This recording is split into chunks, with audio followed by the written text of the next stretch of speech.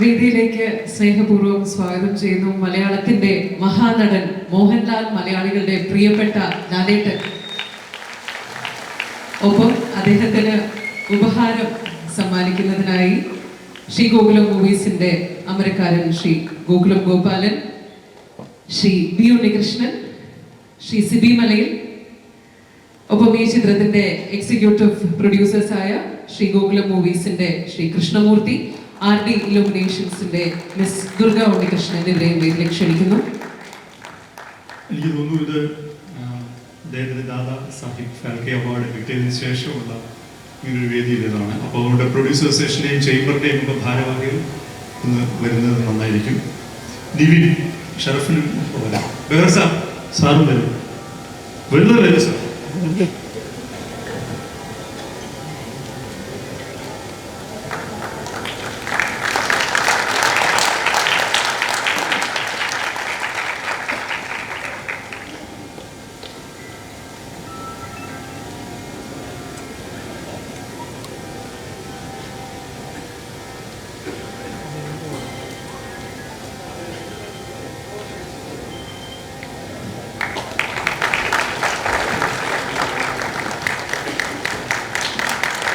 എല്ലാവരും ഇത് ചേർന്ന് നിന്നെങ്കിൽ കുറച്ചുകൂടി നന്നായിരുന്നു. Thank you. ലാൽ സർ ദയവായി തുടരണം വേദിയിൽ അഭ്യർത്ഥിക്കുന്നു. മറ്റ് അതിഥികൾ സദസ്സിലേക്ക് ഇരിക്കണം എന്ന് റിക്വസ്റ്റ് ചെയ്യുകയാണ്. Thank you sir. Thank you sir. അടുത്തതായി ഈ സായാഹ്നത്തിലെ ഏറ്റവും പ്രധാനപ്പെട്ട ചടങ്ങിലേക്കാണ് ശ്രീ ഗോകുലം മൂവീസും RD ഇലുമിനേഷൻസ് LLPയും ചേർന്ന് നിർമ്മിച്ച് ശ്രീ ഉണ്ണികൃഷ്ണൻ ബി രചനയും സംവിധാനവും നിർവഹിക്കുന്ന ഈ സിനിമയുടെ പേരും ട്രെയിലറും പുറത്തിറക്കുന്നു. അത് നിർവഹിക്കുന്നത് പ്രിയപ്പെട്ട ലാൽ സാറാണ്. അതിലേക്കായി അദ്ദേഹത്തെ ക്ഷണിക്കുന്നു. ഉണ്ണിയേട്ട പ്ലീസ്.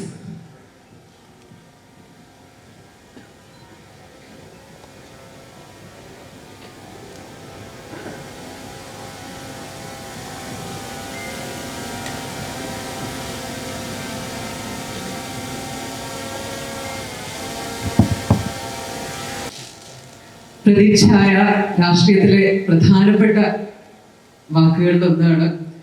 ഒരു പൊളിറ്റിക്കൽ ഡ്രാമ ജോണറിൽ ഒരു ചിത്രം വരുമ്പോൾ ഇതിനെക്കാട്ടിലും മികച്ച മറ്റൊരു പേരുണ്ടോ എന്ന് സംശയമാണ്.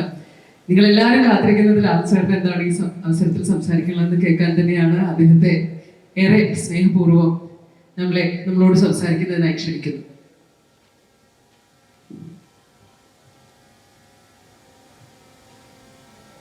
Good evening.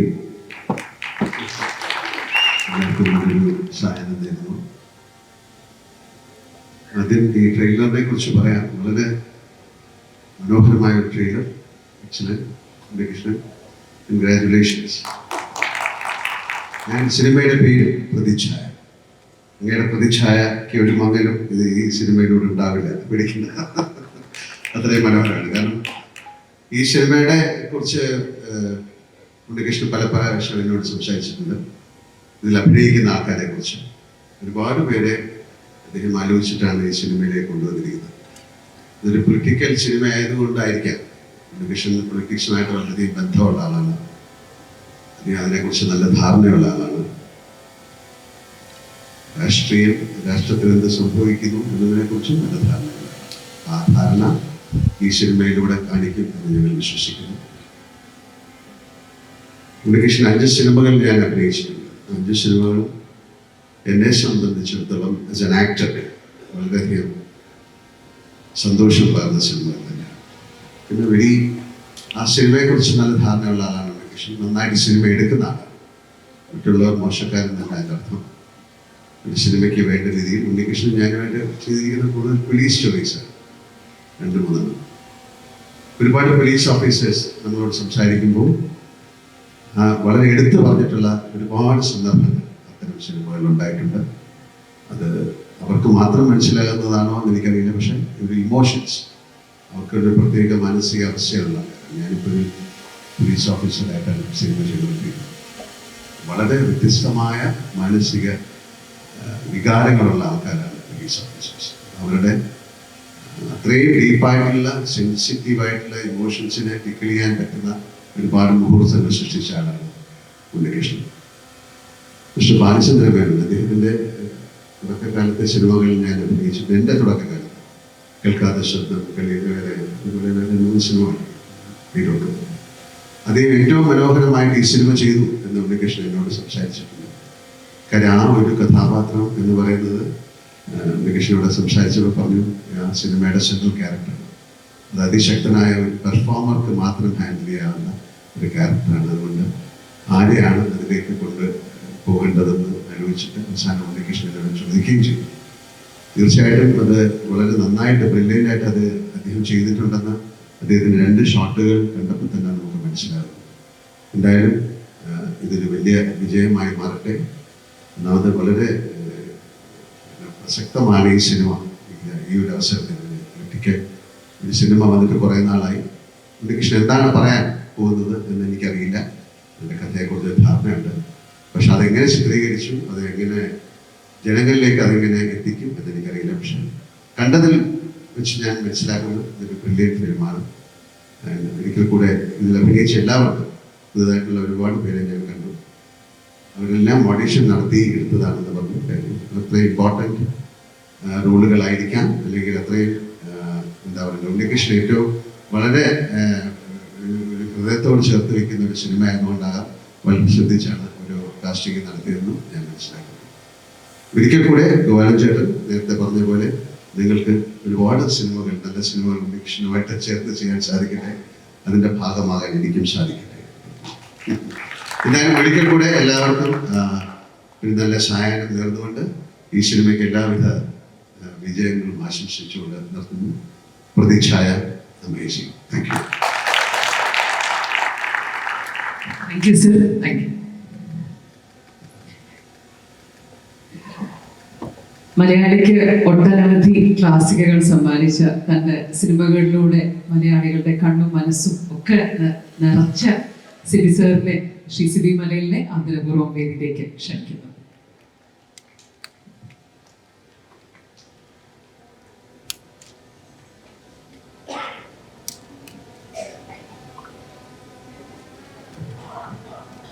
നമസ്കാരം. പ്രതിച്ഛായ വളരെ പ്രതീക്ഷയോടുകൂടി ഉണ്ണി ചെയ്യുന്ന സിനിമയാണ്. ഈ സിനിമയുടെ പല ഘട്ടങ്ങളിലും അദ്ദേഹം വലിയ പ്രതീക്ഷ ഈ സിനിമയെക്കുറിച്ച് നമ്മളോട് പങ്കുവെക്കാറുണ്ടായിരുന്നു. എനിക്കത് ഉണ്ണി ഇത്രമാത്രം എഫേർട്ട് എടുത്ത് ഇത്ര നീണ്ട ദിവസങ്ങൾ ഷൂട്ട് ചെയ്ത ഒരു സിനിമ ഇതിനു മുമ്പ് അദ്ദേഹം ചെയ്തിട്ടില്ല. ഇത് അദ്ദേഹത്തിൻ്റെ കരിയറിലെ ഏറ്റവും മികച്ച സിനിമയായി മാറും എന്നൊരു ഉറപ്പ് എനിക്കുണ്ട്, ബോധ്യമുണ്ട്. അതങ്ങനെ സംഭവിക്കട്ടെ. പ്രതിച്ഛായയ്ക്ക് എല്ലാവിധ ആശംസകളും. നന്ദി, നമസ്കാരം. നന്ദി സർ. അടുത്തതായി വേദിയിലേക്ക് ക്ഷണിക്കുന്നു കേരള ഫിലിം ചേംബർ ഓഫ് കൊമേഴ്സിന്റെ പ്രസിഡന്റ് ശ്രീ അനിൽ തോമസിനെ. എല്ലാവർക്കും നമസ്കാരം. ശ്രീ ഉണ്ണികൃഷ്ണന്റെ പ്രതിച്ഛായ, ഈ ടൈറ്റിൽ എന്താണെന്ന് വളരെ ക്യൂരിയസ് ആയിട്ട് നോക്കുകയായിരുന്നു. കാരണം വെച്ചാൽ സാധാരണഗതിയിൽ ഫിലിം ചേംബറിൽ രജിസ്റ്റർ ചെയ്തിട്ടാണ് ഒരു ടൈറ്റിൽ പിന്നീട് ലോഞ്ച് ചെയ്യപ്പെടുക. പക്ഷേ ഉണ്ണി അത് ഒളിച്ചു വെച്ചിട്ട് വളരെ ഗംഭീരമായിട്ട് തന്നെ ഇവിടെ ആ ടൈറ്റിൽ ലോഞ്ച് ചെയ്തു. ഈ സിനിമ പറയുന്നത് രാഷ്ട്രീയമാണ്. ഒരുപാട് രാഷ്ട്രീയ സിനിമകൾ ഉണ്ടായിട്ടുണ്ട്. സിനിമയ്ക്കുള്ളിലെ രാഷ്ട്രീയം. പക്ഷേ രാഷ്ട്രീയത്തിലെ സിനിമ എന്ന് പറയുന്നത്, ഞാൻ ആ ഒരു വാക്ക് ഇവിടെ സൂചിപ്പിക്കാൻ കാരണമെന്ന് വെച്ചാൽ, മലയാള സിനിമയുടെ എക്കാലത്തെയും വലിയ സൂപ്പർ സ്റ്റാർ ലാലേട്ടൻ, ഇന്ന് മലയാള സിനിമകൾക്ക് ഏറ്റവും കൂടുതൽ കണ്ടന്റുകൾ എത്തിച്ചു തരുന്ന ഗോപാലേട്ടൻ, ആന്റണി, ഒട്ടനവധി നിർമ്മാതാക്കൾ ഇവിടെയുണ്ട്. നമ്മളുടെ മലയാള സിനിമ എന്ന് പറയുന്നത് ഇന്ത്യയിലെ ഏത് വ്യവസായത്തിൽ പോലെ ഏറ്റവും കൂടുതൽ ടാക്സ് ചെയ്യപ്പെടുന്ന ഒരു വിഭാഗമാണ്. സിൻടാക്സ് എന്ന് പറയുന്ന ടൊബാക്കോയും ഗ്യാംബ്ലിങ്ങും ഒക്കെ 40% ആവുമ്പോൾ മലയാള സിനിമ ഇന്ന് ടാക്സ് ചെയ്യപ്പെടുന്ന 48%. അപ്പോൾ അതിൻ്റെ എല്ലാം ചർച്ചകൾ ഇപ്പോൾ നടക്കുമ്പോൾ ഇത്തരത്തിലുള്ള ഒരു രാഷ്ട്രീയ സിനിമയുമായിട്ട് ശ്രീ ഉണ്ണികൃഷ്ണൻ വരുന്നു. ലാലേട്ടൻ പറഞ്ഞ പോലെ ശ്രീ ഉണ്ണികൃഷ്ണന് കൃത്യമായ രാഷ്ട്രീയമുണ്ട്. അദ്ദേഹം ഇതിൽ ഒളിച്ചു വെച്ചിരിക്കുന്ന രാഷ്ട്രീയം എന്താണെന്ന് അറിയത്തില്ല. ഒരു ഇലക്ഷൻ കാലഘട്ടത്തിലേക്കാണ് പോകുന്നത്. സോ ഞാൻ പ്രതീക്ഷിക്കുന്നു ഈ ഒരു സിനിമയുടെ റിലീസുമായിട്ട് ബന്ധപ്പെട്ടിട്ട് മലയാള സിനിമയ്ക്ക് ഇന്ന് ചുമത്തപ്പെട്ടിട്ടുള്ള ഈ അതിഭീകരമായ ഒരു ടാക്സേഷൻ സമ്പ്രദായത്തിന് ഒരു ഇളവ് കൂടെ ലഭിക്കും എന്ന് തന്നെ തീർച്ചയായിട്ടും പ്രതീക്ഷിക്കുന്നു. പ്രതിഷ്ഠയ്ക്ക് എല്ലാവിധ ആശംസകളും നേരുന്നു. നന്ദി, നമസ്കാരം. എല്ലാവർക്കും നമസ്കാരം. പ്രിയപ്പെട്ട ഉണ്ണികൃഷ്ണന്റെ പുതിയ ചിത്രമായ പ്രതിഷ്ഠയ്ക്ക് എല്ലാവിധ ആശംസകളും നേരുന്നു. ബാക്കിയുള്ള എല്ലാവർക്കും നമസ്കാരം. ഉണ്ണിയുടെ ഏറ്റവും പുതിയ സിനിമയെ പ്രതിഷ്ഠായ നിവിൻ അഭിനയിക്കുന്ന ഒരുപാട് ആർട്ടിസ്റ്റുകൾ ഉള്ള ഈ ഒരു സിനിമ ഒരു വലിയ വിജയമായി മാറട്ടെ. അതുപോലെ തന്നെ സാധാരണഗതിയിൽ ചെറുപ്പത്തിലാണ് ആൾക്കാർ കൂടുതൽ റിസ്ക് ഒക്കെ എടുക്കുക. ഗോപാലേട്ടൻ്റെ കാര്യത്തിൽ പ്രായമായിട്ടാണ് കൂടുതൽ റിസ്കുകൾ എടുക്കുക. ഗോപാലേട്ടനെ സംബന്ധിച്ച് മലയാള സിനിമയെ ഇന്ന് പിടിച്ചു നിർത്തുന്നതിൽ ഏറ്റവും കൂടുതൽ സപ്പോർട്ട് ചെയ്യുന്ന ഒരാളും കൂടിയാണ് ഗോപാലേട്ടൻ. ഒരു നിർണായക സമയത്തിലൂടെ ഇടയ്ക്ക് സിനിമ ഇൻഡസ്ട്രി കടന്നുപോയപ്പോൾ ഗോപാലേട്ടൻ വലിയ കരുത്തായിരുന്നു. വളരെയധികം സന്തോഷം. സാധാരണ ഒരുപാട് ആളുകൾ ഡയറക്ടേഴ്സ് ആയിട്ടുണ്ടെങ്കിലും അവർക്ക് ആ സിനിമ ഡയറക്റ്റ് ചെയ്യുന്ന കാര്യം മാത്രം ഫോക്കസ് ചെയ്താൽ മതി. ഉണ്ണിയേട്ടനെ സംബന്ധിച്ച് പല പല കാര്യങ്ങളെ പല പല ആളുകളെ ബാൻ ചെയ്യുന്നതിൻ്റെ ഇടയ്ക്ക് വേണം ഡയറക്റ്റ് ചെയ്യാൻ വേണ്ടിയിട്ട്. അപ്പോൾ ഒരുപാട് ടാസ്കുകൾ എടുത്താണ് ഉണ്ണിയേട്ടൻ സിനിമ ഡയറക്റ്റ് ചെയ്യുന്നത്. അപ്പോൾ ഉണ്ണിയേട്ടന് ഇതൊരു വലിയ വിജയമായി മാറട്ടെ എന്ന് ആശംസിക്കുന്നു. നന്ദി. Thank you. സാധ്യമല്ല എന്ന് അറിയാമെങ്കിൽ പോലും ഇന്ന് ഇത്തിരി മാന്യത കാണിക്കണമെന്ന് ഞാൻ ലിസ്റ്റിനോട് പറഞ്ഞിരുന്നു. പക്ഷേ അദ്ദേഹം എത്ര നിയന്ത്രിച്ചാലും അത് വെളിയിൽ വരുന്നത് കൊണ്ട് അത് നമുക്ക് പുറത്തുവിടാം.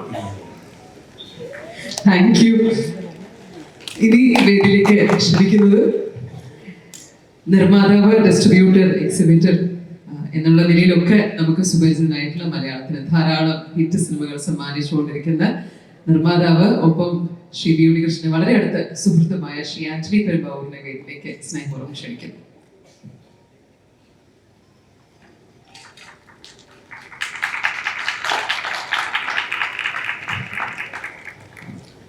നമസ്കാരം. വലിയ സന്തോഷമുണ്ട്. കാര്യം ഉണ്ണിയേട്ടൻ്റെ ഈ സിനിമ എന്നല്ല, ഉണ്ണിയേട്ടൻ ചെയ്യുന്ന എല്ലാ കാര്യങ്ങളും എന്നോടും ലാൽ സാറിനോടൊക്കെ എപ്പോഴും ചർച്ച ചെയ്തിട്ടാണ് എല്ലാം ചെയ്യാറ്, മുമ്പോട്ട് യാത്ര ചെയ്തത്. അപ്പോൾ മോഹൻലാൽ സാറും ശരിക്കും ഈ സിനിമയുടെ ഈ 17-ാം തീയതി എന്ന് പറയുന്നത് കുറച്ച് ദിവസങ്ങളായിട്ട് തന്നെ പല പ്രാവശ്യം സംസാരിക്കാറുണ്ട്. അപ്പോൾ ശരിക്കും ലാൽ സാറിനും എനിക്കും എൻ്റെ കുടുംബത്തിലെ ഒരു മെമ്പർ പോലാണ് ഉണ്ണിയേട്ടൻ. കാര്യം ഞങ്ങളുടെയും യാത്രയിൽ എപ്പോഴും ചേർന്ന് നിൽക്കുന്ന ആളാണ്. അപ്പോൾ ആ ഉണ്ണിയേട്ടൻ ചെയ്യുന്ന ഈ സിനിമ ഏറ്റവും വലിയ വിജയമായി മാറട്ടെ എന്ന് പ്രാർത്ഥിക്കുന്നു. കാരണം ഞങ്ങളുടെ കുടുംബത്തിലെ ഒരു സിനിമയാണ്. അതുപോലെ ഗോപാലൻ സാർ, വലിയ സന്തോഷം. കാര്യം എൻ്റെ കൂടെയും ചേർന്ന് സിനിമ ചെയ്തിട്ടുണ്ട്. ഗോപാലൻ സാറ് ഒരുപാട് ചിത്രങ്ങൾ മലയാളത്തിലേക്ക് സപ്പോർട്ട് ചെയ്ത് കൊണ്ടുപോകുന്നു എന്ന് പറയുന്നത് ഒരു സിനിമാ പ്രവർത്തകൻ എന്നുള്ള നിലയിൽ അതിയായ സ്നേഹമുണ്ട്. അതുപോലെ ഞങ്ങളെ ചേർത്ത് നിർത്തുന്നതിൽ വലിയ സന്തോഷമുണ്ട്. ഉണ്ണിയേട്ടനും ഈ സിനിമയുടെ യാത്രയിൽ പല വിശേഷങ്ങളും പറയുന്ന സമയത്തും ഗോപാലൻ സാറിനെ കുറിച്ച് വളരെ സന്തോഷകരമായി സംസാരിക്കുന്നു. പ്രത്യേകിച്ചും കൃഷ്ണമൂർത്തിയെ കുറിച്ചും ഒരുപാട് സംസാരിക്കാറുണ്ട്. അപ്പോൾ തുടർന്നും ഈ ഒരു കൂട്ടുകെട്ട് ഒരുപാട് സിനിമകൾ ഉണ്ടാകട്ടെ എന്ന് പ്രാർത്ഥിക്കുന്നു. ഈ സിനിമയ്ക്ക് എല്ലാവിധ വിജയങ്ങളും നേരുന്നു. നന്ദി, നമസ്കാരം. Thank U. ഇനി ഈ സിനിമയിലെ 2 പ്രധാനപ്പെട്ട യുവതാരങ്ങളെയാണ് വേദിയിലേക്ക് ഇനി ക്ഷണിക്കാൻ ബാക്കിയുള്ളത്. 2 പേരും നാട്ടുകാരാണ്, സുഹൃത്തുക്കളാണ്. മലയാള സിനിമയിൽ സ്വന്തമായ ഇടം കണ്ടെത്തിയ 2 താരങ്ങളാണ്. അതിലാദ്യമായി വേദിയിലേക്ക് ക്ഷണിക്കുന്നു. ചിരിപ്പിച്ചുകൊണ്ടാണ് നമ്മളുടെ ശ്രദ്ധയൊക്കെ അദ്ദേഹം ആദ്യം നേടിയതെങ്കിലും പിന്നീട് എല്ലാത്തരം കഥാപാത്രങ്ങളും തനിക്ക് വഴങ്ങും എന്ന് തെളിയിച്ച നിർമ്മാതാവും നമുക്ക് പ്രിയപ്പെട്ട അഭിനേതാവുമായ ശ്രീ ഷറഫുദ്ദീനെ നമുക്ക് സഹർഷം സ്വാഗതം ചെയ്യാം. എല്ലാ ബഹുമാനപ്പെട്ടവർക്കും നമസ്കാരം. ഈ ഏറ്റവും അവസാനത്തേക്ക് സംസാരിക്കാൻ മയക്ക് തരുമ്പോൾ കാര്യമായിട്ട് എന്തെങ്കിലും സംസാരിക്കുന്ന പ്രതീക്ഷ ഉണ്ടെങ്കിൽ എനിക്ക് അത് സാധിക്കുമെന്ന് തോന്നുന്നില്ല. തീർച്ചയായും ഇതുപോലൊരു വേദിയിൽ ഇരുന്നിട്ട് ഉണ്ണി സാറിനോട് ഞാൻ ചോദിച്ചതാണ് ഈ സിനിമയിലെ കഥാപാത്രം. അത് ഇതുപോലെ ഉണ്ണി സാറിന്റെ തൊട്ടടുത്തിരുന്നപ്പോൾ ഞാൻ ചോദിച്ചു, സാർ അടുത്ത പടം നിവിൻ പോളിനെ വെച്ചാണെന്ന് കേട്ടു, എനിക്ക് സാധ്യമായ എന്തെങ്കിലും കഥാപാത്രം ഉണ്ടോ എന്ന് ചോദിച്ചു. അപ്പൊ ഞാൻ നിവിനും ഞണ്ടുകളുടെ നാട്ടിലൊരു ഇടവേളയ്ക്ക് ശേഷം 10 വർഷമായി ഒരുമിച്ച് സിനിമ ചെയ്തിട്ട്. അപ്പോ അങ്ങനെ ഒരു അവസരം തന്നതിൽ വളരെയധികം നന്ദി സാർ. ബാക്കിയെല്ലാം സിനിമയിൽ ഉണ്ടാവും. വേറെ ഒന്നും സംസാരിക്കാനില്ല. തീർച്ചയായും ലാലേട്ടനൊക്കെ ഉള്ളൊരു വേദിയാണ്. അത്രയും ധൈര്യമായിട്ട് സംസാരിക്കാനില്ല. Gokulan sir, thank you. എല്ലാവർക്കും നന്ദി, നമസ്കാരം. Thank you Sharafuddeen. ഇനി വേദിയിലേക്ക് ക്ഷണിക്കുന്നു. നമ്മൾ സിനിമയിൽ തന്നെ കേട്ടിട്ടുണ്ട് ഒറ്റയ്ക്ക് വഴിവെട്ടി വന്നതാണെന്ന്.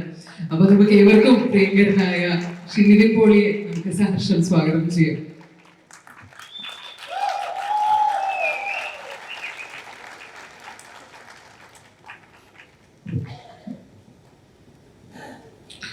എല്ലാവർക്കും നമസ്കാരം. ഒരുപാട് നാളത്തെ ചർച്ചയ്ക്ക് ശേഷം, ഒരുപാട് മീറ്റിങ്ങിന് ശേഷം നമ്മൾ എടുത്തൊരു തീരുമാനമാണ് ഈ സിനിമ ചെയ്യാന്നുള്ളത്. ഉണ്ണിച്ചേട്ടനായിട്ട് ഇതൊരു പൊളിറ്റിക്കൽ ബാക്ക്ഡ്രോപ്പിൽ പറയുന്ന ഒരു സിനിമയാണെന്ന് നിങ്ങൾക്ക് ട്രെയിലർ കണ്ടപ്പോൾ മനസ്സിലായിട്ടുണ്ടെന്ന് വിശ്വസിക്കുന്നു. പക്ഷെ എനിക്കിതിൽ ഏറ്റവും അട്രാക്റ്റീവായിട്ട് തോന്നിയത് ഇതിനകത്ത് വളരെ രസകരമായിട്ടുള്ള ഒരു അച്ഛൻ മകൻ റിലേഷൻഷിപ്പ് പറയുന്നുണ്ട്. എനിക്ക് കഥ കേട്ടപ്പോൾ ഏറ്റവും കൂടുതൽ തന്നെ അട്രാക്ട് ചെയ്ത ആ റിലേഷൻഷിപ്പാണ്. അച്ഛന് വേണ്ടി നിൽക്കുന്ന ഒരു മകനും മകനെ കംപ്ലീറ്റ് സപ്പോർട്ട് ചെയ്ത് നിൽക്കുന്ന ഒരു അച്ഛൻ്റെ ഭയങ്കര രസകരമായിട്ടുള്ളൊരു റിലേഷൻഷിപ്പ് ഇതിനകത്തുണ്ട്. ഭയങ്കര ബ്യൂട്ടിഫുൾ ആയിട്ടാണ് ഉണ്ണിച്ചേട്ടൻ അത് എഴുതിയിരിക്കുന്നത്. ഇത് മാത്രമല്ല, ഇത് ഓരോ റിലേഷൻഷിപ്സും ഭയങ്കര രസകരമായിട്ട് ഫീൽ ചെയ്തിരുന്നു. ഒരു പൊളിറ്റിക്കൽ ബാക്ക്ഡ്രോപ്പിൽ സിനിമ ചെയ്തിട്ട് ഒരുപാട് നാളായെങ്കിലും ഇതൊരു ഫാമിലിയുടെ ഉള്ളിൽ നടക്കുന്ന ഒരു സ്റ്റോറിയാണ്. ഇത് പ്രേക്ഷകർക്ക് എല്ലാവർക്കും ഇഷ്ടപ്പെടുമെന്നാണ് ഞങ്ങളുടെ വിശ്വാസം. ഗോപാലൻ സാർ, ഒരുപാട് സന്തോഷം. കൊച്ചുണ്ണി കഴിഞ്ഞിട്ട് ഒരു സിനിമ നമുക്ക് ഒരുമിച്ച് ചെയ്യാൻ സാധിച്ചിട്ടില്ല. ഇതിന്റെ ഭാഗമാകാൻ കഴിഞ്ഞാൽ ഒരുപാട് സന്തോഷമുണ്ട്. ലാലേട്ട, താങ്ക് യു. ഇന്ന് വന്നതിലും ട്രെയിലർ ലോഞ്ച് ചെയ്തതിലും എല്ലാം ഒരുപാട് നന്ദി. കൂടെ ഒരുപാട് പേര് അഭിനയിച്ചിട്ടുണ്ട്, ഒരുപാട് ടെക്നീഷ്യൻസ് ഉണ്ട്. എല്ലാവരെയും ഈ സമയം ഓർക്കുകയാണ്. സിനിമ ചെയ്ത സമയത്ത് ഞാൻ ഓരോ സീനിലും ശ്രദ്ധിക്കുമായിരുന്നു. ക്വാളിറ്റിയിൽ ഒട്ടും കോംപ്രമൈസ് ചെയ്യാതെയാണ് ഉണ്ണിച്ചേട്ടൻ ഈ പടം ചെയ്തിരിക്കുന്നത്. ടെക്നിക്കൽ ക്വാളിറ്റി ആണെങ്കിലും ഓരോ സീനിന്റെ പെർഫോമൻസ് എടുക്കുന്ന കാര്യത്തിലാണെങ്കിലും സമയമെടുത്ത് ഓരോ സീനും നന്നാവണമെന്ന് ആഗ്രഹിച്ച്, അതായത് ശരിക്കും ഉള്ളിൽ നിന്ന് ആഗ്രഹിച്ച് ആണ് ഓരോ സീനും നമ്മൾ ഷൂട്ട് ചെയ്ത് പോയിട്ടുള്ളത്. സമയം എടുത്തിട്ടുണ്ടെങ്കിലും അതിനെടുത്തിട്ടുള്ള എഫേർട്ട് വളരെ വലുതാണ് ഉണ്ണിച്ചേട്ടൻ്റെ. ടെക്നിക്കൽ സൈഡിൽ നിന്ന് അല്ലെങ്കിൽ AD സൈഡിൽ നിന്നിട്ടുള്ള എല്ലാവരും വളരെ സപ്പോർട്ടീവ് ആയിരുന്നു. അപ്പോൾ നേരത്തെ ഷറഫ് പറഞ്ഞില്ല, കുറേ നാൾക്ക് ശേഷമാണ് ഒരുമിച്ച് പടം ചെയ്യുന്നത്. കൂട്ടുകാരാണ്, ഒരുമിച്ച് സിനിമയിൽ വന്നവരാണ്. ഒരു നായകനും വില്ലനുമായിട്ട് ചെയ്യുന്ന സമയങ്ങളൊക്കെ ഇത്തിരി ബുദ്ധിമുട്ടായിരുന്നു. എന്നാൽ എങ്ങനെയോ ഞങ്ങൾ ഒപ്പിച്ചിട്ടുണ്ട് പടത്തിൽ. അപ്പോൾ ഇതെല്ലാവർക്കും ഇഷ്ടപ്പെടുമെന്ന് വിശ്വസിക്കുന്നു. ഒരു സോൾഫുൾ ആയിട്ടുള്ള ഒരു കഥ അല്ലെങ്കിൽ റൈറ്റിംഗ് ഇതിന്റെ പിന്നിലുണ്ടെന്നാണ് ഞാൻ വിശ്വസിക്കുന്നത്. അത് മനോഹരമായിട്ട് സ്ക്രീനിൽ കൊണ്ടുവരാൻ എല്ലാവരും ശ്രമിച്ചിട്ടുണ്ട്. ഉണ്ണിച്ചേട്ടൻ്റെ നേതൃത്വത്തിൽ കംപ്ലീറ്റ് ടെക്നിക്കൽ ടീമും ആക്ടേഴ്സും എല്ലാവരും ഒരുമിച്ച് നിന്നിട്ടുള്ള ഒരു എഫേർട്ടാണ്. പ്രേക്ഷകർക്ക് ഇത് കണക്ട് ആവുമെന്നും ഇഷ്ടപ്പെടുമെന്നാണ് ഞങ്ങളുടെ വിശ്വാസം. സോ എല്ലാവരും സപ്പോർട്ട് ചെയ്യാൻ തിയേറ്ററിൽ പടം. Thank you. ആദ്യമായിട്ടാണ് ഒരു സിനിമ 100 ദിവസത്തിൽ കൂടുതൽ ഷൂട്ട് ചെയ്യുന്നത്. അത് പ്രതിച്ഛായ എന്ന ഈ സിനിമയാണ്. 6000-7000 പേര് വരെ പങ്കെടുത്ത സീക്വൻസുകൾ ഇതിലുണ്ടായിരുന്നു. ഒട്ടനവധി ലൊക്കേഷനുകൾ ഉണ്ടായിരുന്നു. പല ലൊക്കേഷനും വളരെ വൈഷമ്യം പിടിച്ച ലൊക്കേഷനുകളായിരുന്നു.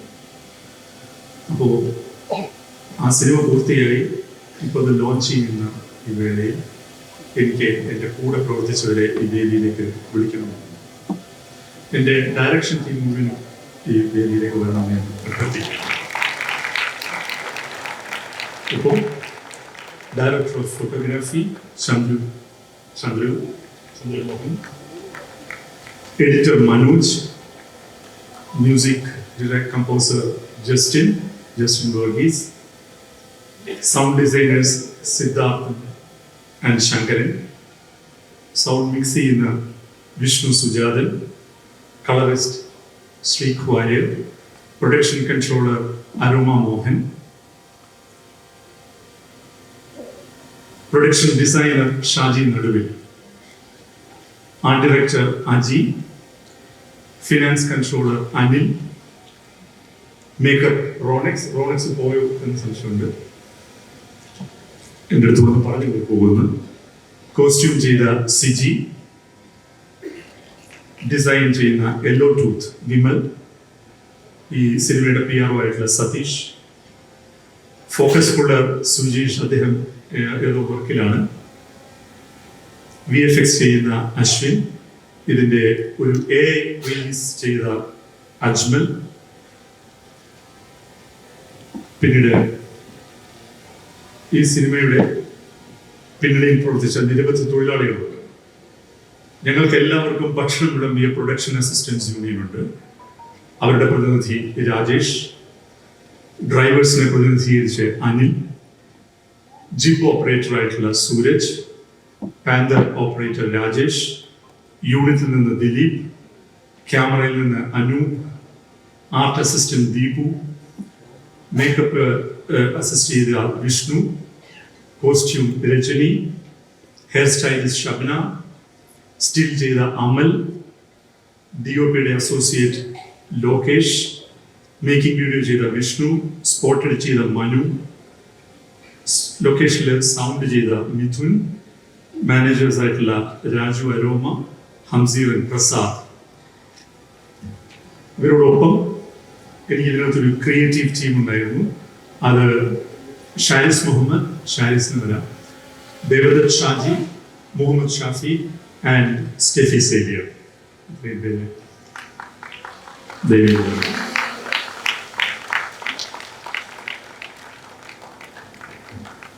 കാസ്റ്റിംഗ് ഡയറക്ടർ വിവേക് അനിരുദ്ധ്, ഞാൻ വിളിക്കാൻ മറന്നുപോയി, വിവേക് കൂടി വേണം.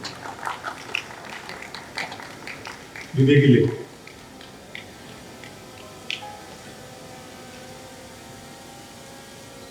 ഞാൻ ഇത്രയും ആളുകളെ ഇവിടെ വിളിച്ചത് മറ്റൊന്നും കൊണ്ടല്ല.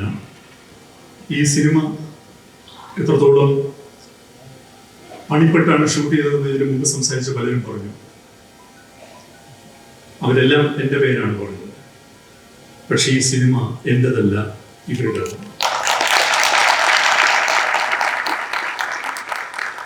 ഇവരില്ലെങ്കിൽ സംവിധായകനില്ല, നിവിൻ പോളിയില്ല, ഷറഫുദ്ദീൻ ഇല്ല, ബാലചന്ദ്രമേനോനില്ല, ആരുമില്ല എന്നുള്ളതാണ് സത്യം.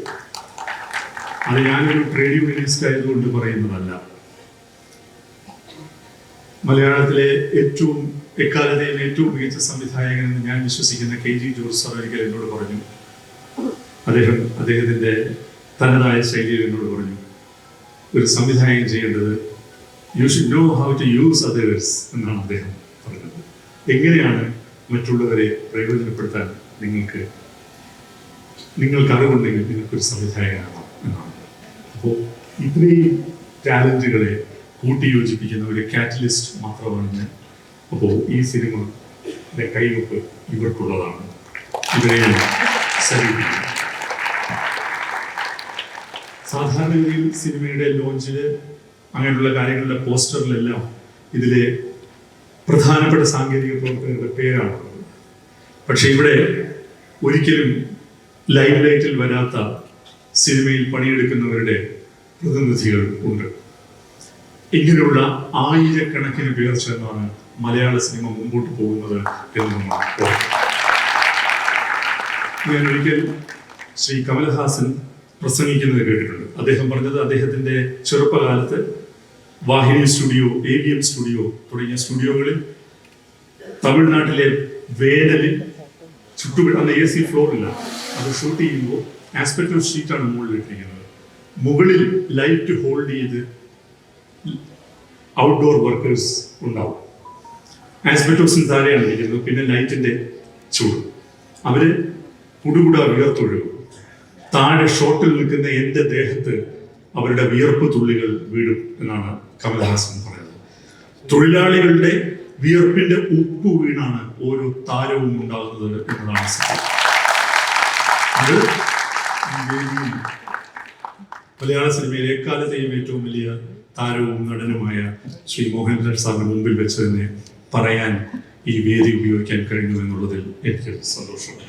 2019 ഞാൻ ഈ സിനിമയുമായിട്ടുള്ള യാത്ര തുടങ്ങിയത്. ഞാൻ ഷാരിസിനെ ഇവിടെ നിർത്താൻ കാരണം 2019 ഷാരിസ് എൻ്റെ അടുത്ത് വന്ന് ഒരു കഥ പറഞ്ഞു. 2019 ഷാരിസ് എൻ്റെ അടുത്തൊരു കഥ പറഞ്ഞപ്പോൾ ഞാൻ ഒരു ദിവസം കഴിഞ്ഞ് ഷാരിസിനോട് പറഞ്ഞത്, ഈ കഥയിലെ ഒരു പർട്ടിക്കുലർ മുഹൂർത്തം എന്നെ വല്ലാതെ ഹോൾഡ് ചെയ്യുന്നുണ്ട് എന്നാണ്. ഷാരിസിന്റെ അനുവാദം വാങ്ങിച്ചുകൊണ്ട് ഞാൻ ഷാരിസിനോട് ചോദിച്ചു, ഇത് ഞാൻ എഴുതിക്കോട്ടെ. അയാൾ ഏറ്റവും ഭംഗിയായി സ്ക്രിപ്റ്റ് എഴുതുന്ന മലയാളത്തിലെ എണ്ണം പറഞ്ഞ തിരക്കഥാകൃത്തുക്കളിൽ ഒരാളാണ്. അദ്ദേഹം പറഞ്ഞ ഒരു കഥ, ആ ഒരു മുഹൂർത്തം എൻ്റെ മനസ്സിൽ വന്നപ്പോൾ ഞാൻ അദ്ദേഹത്തോട് ചോദിച്ചു, ഒരു അനുവാദം ചോദിച്ചു, ഞാനിത് എഴുതിക്കോട്ടെ എന്ന് ചോദിച്ചു. അദ്ദേഹം അത് സമ്മതിച്ചു. ഞാൻ ആ തിരക്കഥ എഴുതി അദ്ദേഹത്തെ വായിച്ചു കേൾപ്പിച്ചപ്പോൾ അദ്ദേഹം പറഞ്ഞു, ഇത് നിങ്ങൾ തന്നെ എഴുതിയാൽ മതി എന്ന്. 2019 ഞാൻ തുടങ്ങിയ യാത്ര ഞാൻ പല വഴികളിലൂടെ പോയി. അത് ഒരുപക്ഷെ സിനിമ റിലീസ് ചെയ്തതിനു ശേഷം ഞാൻ പറയുന്നതാവും നല്ലത്. ആ വഴികളിൽ ഒരു വഴി നിവിന്റെ വീട്ടിലേക്കുള്ള വഴിയായിരുന്നു. പക്ഷേ ഈ നിവിനൊക്കെ ഒരു ഡിസിഷൻ എടുക്കാൻ വലിയ പാടുള്ള ആളുകളാണ്. അപ്പോൾ ഞങ്ങൾ തമ്മിൽ അങ്ങനെ കുറേ സംസാരങ്ങൾ നടന്നു. പിന്നെ ഞാൻ വേറെ സിനിമകളിലേക്ക് പോയി. പിന്നീട് ഞാൻ ഈ സിനിമയിലേക്ക് തിരിച്ചു പോയി. അതിൽ ലിസ്റ്റിന് വലിയൊരു റോളുണ്ട്. അതൊക്കെ നമുക്ക് സിനിമയ്ക്ക് ശേഷം പറയാം. ലിസ്റ്റിൻ അതൊക്കെ ഇവിടെ മറച്ചു വെക്കുകയാണ് ചെയ്യുന്നത്. ഏറ്റവും അവസാനം ആ സിനിമ സംഭവിക്കാൻ കാരണം ഞാൻ നിവിനെ ഫോൺ ചെയ്തിട്ട് ഞാൻ നിവിനോട് ചോദിച്ചു, നമുക്ക് ഉടനെ ഈ സിനിമ ചെയ്താലോ? നിവിൻ പറഞ്ഞു, നമുക്ക് ആ സിനിമ ചെയ്യാം. അങ്ങനെ 2019 തുടങ്ങിയ ഇതിന്റെ തിരക്കഥ അനവധി ഡ്രാഫ്റ്റുകളിലൂടെ ഇന്നത്തെ തിരക്കഥയായി മാറുകയാണ് ചെയ്തത്. 2019 എഴുതിയ തിരക്കഥയായിട്ട് ഇതിന് ഒരു ബന്ധവുമില്ല. അങ്ങനെയാണ് നിവിനിലേക്ക് ഇത് എത്തുന്നത്. അപ്പോൾ ഞാൻ പേപ്പറിൽ കണക്ക് കൂട്ടിയപ്പോൾ അതിഭീമമായ ഒരു ബഡ്ജറ്റാണ് ഇതിന് വരുന്നത്. അപ്പോൾ എന്തു വന്നാലും ഈ സിനിമ അതിൻ്റെ വിധി എന്തായാലും അതിൽ പകുതി എനിക്ക് വേണം, ലാഭമായാലും നഷ്ടമായാലും എന്ന് ഞാൻ തീരുമാനിച്ചു. ബാക്കി പകുതി ആരോട് പറയും എന്ന് ചോദിച്ചപ്പോൾ, അങ്ങനെ പറയുമ്പോൾ ഞാൻ വലിയ ദൈവവിശ്വാസിയല്ല, പക്ഷേ ദൈവവിശ്വാസികൾ പറയുമല്ലോ, ഓടക്കുഴലുമായിട്ട് ഉണ്ണികൃഷ്ണൻ നിൽക്കും എന്ന് പറയുന്ന പോലെ ഓടക്കുഴലാണ് ശ്രീ ഗോകുലം ഗോപാലൻ സാറിന്റെ എഴുതപ്പെടുന്നത്. അപ്പൊ ഞാൻ അദ്ദേഹത്തെ കൃഷ്ണമൂർത്തി വിളിച്ചു, ഗോപാലേട്ടനെ വിളിച്ചു. അപ്പൊ ഗോപാലേട്ടൻ പറഞ്ഞു, നമുക്ക് നോക്കാം. അങ്ങനെ ഞാൻ കൃഷ്ണമൂർത്തിയെ കണ്ട് ഇതിന്റെ കഥ പറയാൻ പോയപ്പോ, ഇതിവിടെ പറഞ്ഞില്ലെങ്കിൽ ഒരിടത്തും പറയാൻ പറ്റില്ല. ഗോപാലേട്ടൻ എന്നെ ഫോൺ ചെയ്തിട്ട് പറഞ്ഞു, ഇതിന്റെ കഥ കേട്ട് കഥ നല്ലതാണ് എന്ന് പറഞ്ഞ് ഞാൻ ഉണ്ണികൃഷ്ണനെ കൈ തന്നാൽ അത് ശരിയാവില്ല. കഥ കേൾക്കുന്നതിന് മുമ്പ് ഞാൻ പറയാം, ഇത് ചെയ്യുന്നു ഞാൻ എന്നാണ്. അത് ഗോപാലേട്ടൻ എന്നോട് കാണിച്ച വലിയ സ്നേഹവും വിശ്വാസമാണ്. അദ്ദേഹം എന്ന് പറഞ്ഞു, അദ്ദേഹം മനസമാധാനത്തോടു കൂടിയാണ് ഈ സിനിമ പൂർത്തിയാക്കിയത് എന്നുള്ളത്. അതിലെനിക്ക് വലിയ സന്തോഷമുണ്ട്. ഞങ്ങളുടെ ആരോഗ്യ ചികിത്സാ പദ്ധതിയിലേക്ക് ഫെഫ്റ്റയിലേക്ക് ഓടി ചെല്ലുമ്പോൾ പൈസ വാരിക്കോരി തരുന്ന ഒരാളാണ് ഗോപാലേട്ടൻ. ഗോപാലേട്ടൻ ഇത്തവണയുണ്ട്. ഈ ഇതിൻ്റെ ഒരു പോസ്റ്റ് പ്രൊഡക്ഷൻ കഴിഞ്ഞ് ഞാൻ വരുന്നുണ്ട്. അപ്പോൾ ഇപ്പൊ തന്നെ അത് സമ്മതിച്ചിട്ടുണ്ട്. ബാക്കിയുള്ളത് കൃഷ്ണമൂർത്തി നോക്കുകയും ചെയ്യും. അപ്പോൾ ഗോപാലേട്ടൻ വളരെ വലിയ സന്തോഷം ഗോപാലേട്ടൻ ഒപ്പം നിന്നതിന്. അതുപോലെ തന്നെ കൃഷ്ണമൂർത്തി എടുത്തു പറയേണ്ട പേരാണ്. എനിക്ക് എപ്പോഴും ഒരു സഹോദര തുല്യനായിട്ട് എന്നെ സപ്പോർട്ട് ചെയ്ത കൃഷ്ണമൂർത്തി. പിന്നെ ഞാൻ ചില പേരുകൾ പറയും. ഒന്ന് ആന്റണി പെരുമ്പാവൂർ, എൻ്റെ സഹോദരനാണ് ആന്റണി പെരുമ്പാവൂർ. ലിസ്റ്റിൻ വേണുകുന്നപ്പള്ളി, എൻ്റെ സുഹൃത്ത്. പേര് വെളിപ്പെടുത്താൻ ആഗ്രഹമില്ലാത്ത ഒരാളുണ്ട്. ഈ 3 പേരുടെയും പേര് പറയാൻ ഈ 3 പേരും എന്നെ സാമ്പത്തികമായിട്ട് സഹായിച്ചിട്ടുണ്ട് ഈ സിനിമയിൽ. ആ 3 പേർക്കും ഞാൻ നന്ദി പറയുന്നു.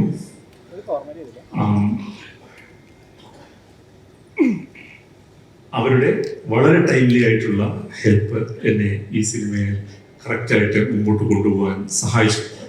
പിന്നെ ഒട്ടനവധി അനുമതികൾ ഈ സിനിമയ്ക്ക് വേണമായിരുന്നു.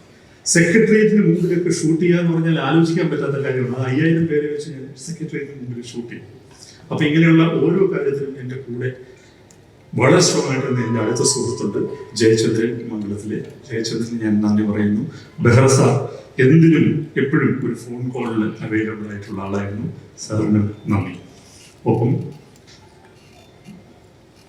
ഇതിൻ്റെ ക്രിയേറ്റീവ് കോൺട്രിബ്യൂട്ടേഴ്സ് ആയിട്ട് എൻ്റെ കൂടെ ഷാരിസിനോടൊപ്പം വർക്ക് ചെയ്ത 3 പേരുണ്ട്.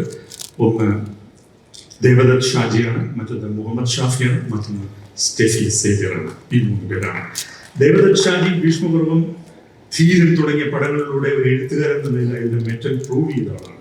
അതുപോലെ മുഹമ്മദ് ഷാഫി കണ്ണൂർ സ്ക്വാഡ് എന്ന സിനിമ ചെയ്ത ആളാണ്.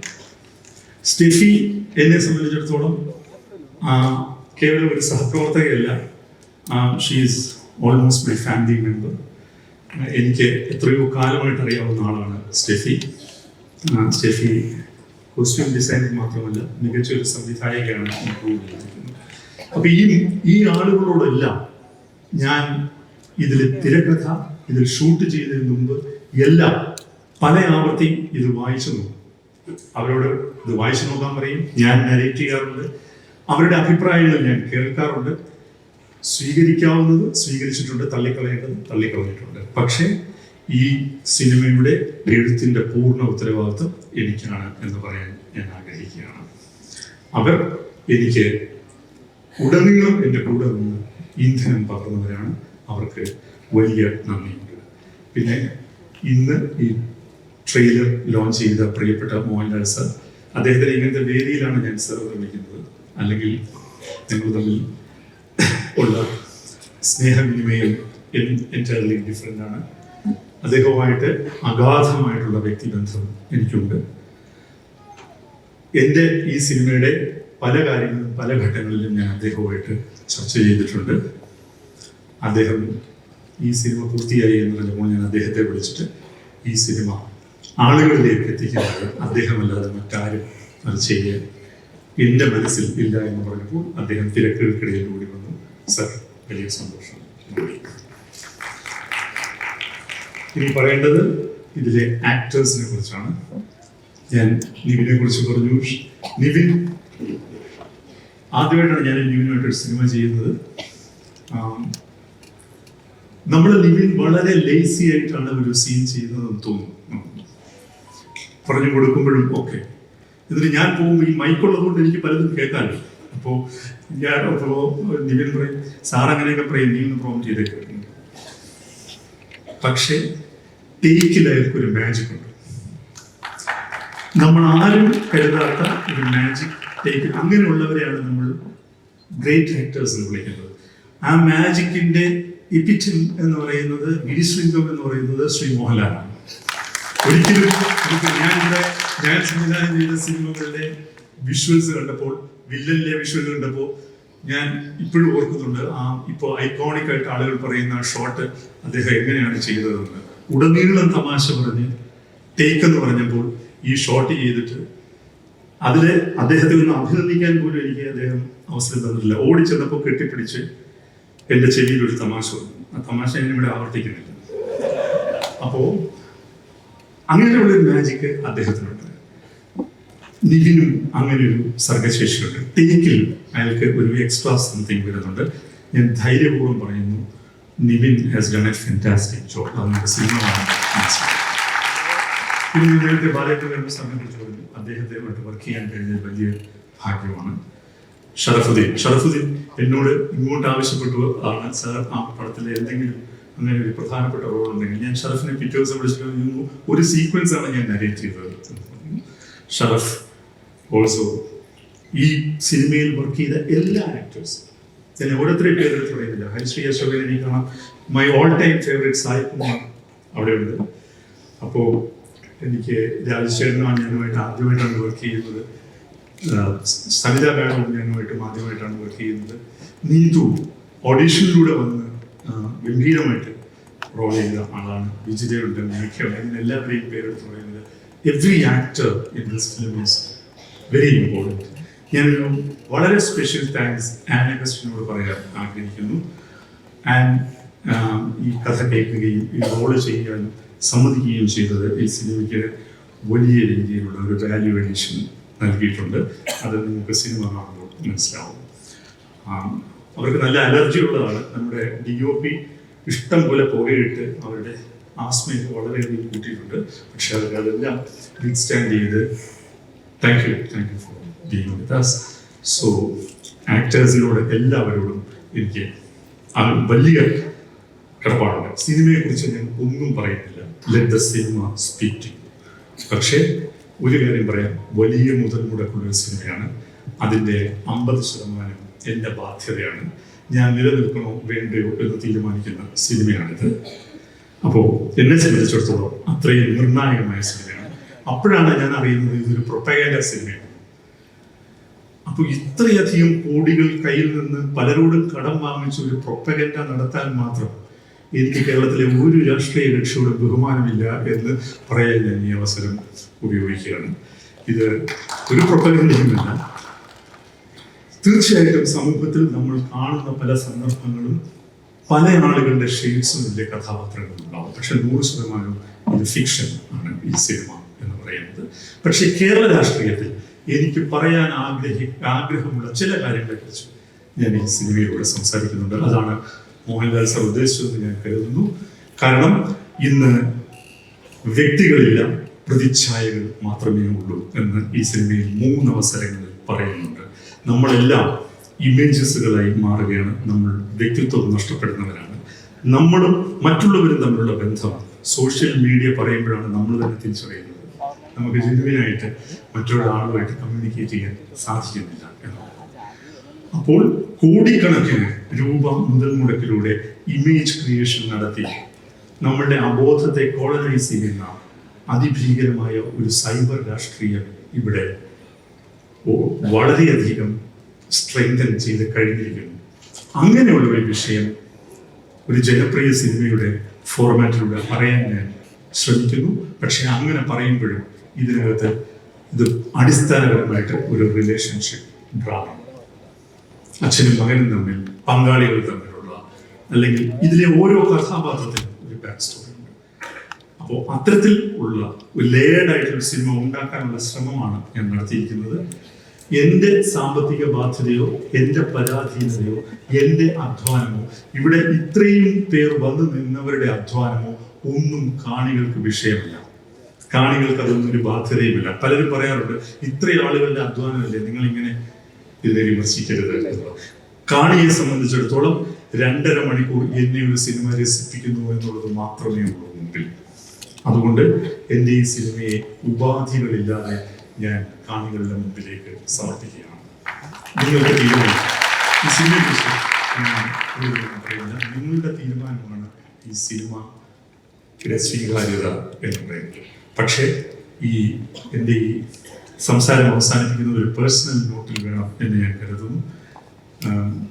എങ്ങനെയാണ് ശ്രീ മോഹൻലാൽ ആ വാചകം ഉപയോഗിച്ചത് എന്ന് എനിക്കറിയില്ല. ചിലപ്പോൾ ഞങ്ങൾ തമ്മിലുള്ള ഒരു ബന്ധത്തിൻ്റെ ഏതോ ഒരു രഹസ്യാത്മകതയാണെന്നത് ഞാൻ കരുതുന്നു. ഞാനിതിൽ എഴുതി വെച്ചൊരു വാചകം അദ്ദേഹം പറഞ്ഞു, this cinema is very close to my heart. ഈ സിനിമ എൻ്റെ ഹൃദയത്തോട് വളരെ അടുത്ത് നിൽക്കുന്ന സിനിമയാണ്. ഈ സിനിമ എന്നെ ആനന്ദിപ്പിച്ച പോലെ എൻ്റെ മറ്റൊരു സിനിമയും എന്നെ ആനന്ദിപ്പിച്ചിട്ടില്ല. ഈ സിനിമ എന്നെ ദുഃഖിപ്പിച്ച പോലെ മറ്റൊരു സിനിമയും എന്നെ ദുഃഖിപ്പിച്ചിട്ടില്ല. ആനന്ദവും ദുഃഖവും ചേരുന്നതാണ് ജീവിതമെങ്കിൽ എൻ്റെ കരിയറിലെ എൻ്റെ ഏറ്റവും പ്രിയപ്പെട്ട സിനിമ പ്രതിച്ഛായ. ഈ സിനിമ എൻ്റെ ജീവിതത്തിലെ ഏറ്റവും നിർണായകമായ ചില കാര്യങ്ങൾ സമ്മാനിച്ച സിനിമയാണ്. ഈ സിനിമയ്ക്ക് മുമ്പും ഈ സിനിമയ്ക്ക് ശേഷവുമുള്ള ഞാൻ 2 വ്യക്തിത്വങ്ങളാണ് എന്ന് ഞാൻ കരുതുന്നു. അത് ഒരിക്കലും ഒരു പബ്ലിക് പ്ലാറ്റ്ഫോമിൽ പറയാൻ ഞാൻ ആഗ്രഹിക്കുന്നില്ല. Cinema is all yours. നിങ്ങൾക്ക് വിധിക്കാം. എന്നോടൊപ്പം സഞ്ചരിക്കുകയാണെങ്കിൽ ഞാൻ നന്ദിയുള്ളവരായിരിക്കും. സ്നേഹം. Thank you.